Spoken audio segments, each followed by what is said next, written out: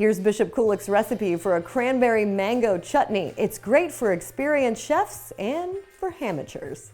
Well, here we are back at the Bishop's residence in the kitchen, and what we're going to do is put the final touch now on our smoked ham, and we're going to create a cranberry mango chutney, which will just make this ham perfect.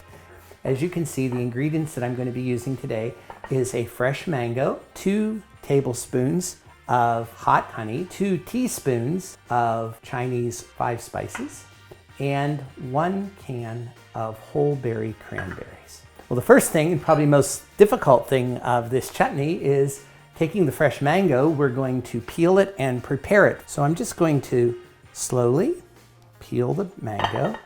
Older people used to say, like when you're cutting a potato, don't waste anything. I think the same is true with the mango. I know on the video you can't smell, but oh, this mango is so nice and ripe. When you're cutting your mangoes, what you want to really do is get them about the size of your cranberries, because you're going to be cooking your mangoes with your cranberries. Okay, now we're going to take our saute pan. We're going to put the diced mango into the saute pan. We just want to allow it to get warm up and reduced a little. So we're going to use about 30 seconds to let that happen. And then we're going to add our can of whole cranberries. You're starting to see the nice color. So in the presentation on the ham, you're going to see that this just is going to be perfect. I've sort of mixed the cranberries, and we're going to add the hot honey. I'm going to add the Chinese 5 spice. And then we're going to mix all of this up really good.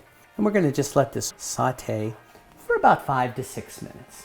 And our ham has come out of the oven. It's been sliced. It's nice and warm. And I'm going to take our nice warm chutney now, and I'm going to simply just take it right down. As you can see, we have a beautiful garnished slice of ham ready for any of your meals, and especially your holiday meal. And now we're ready to try some of our ham.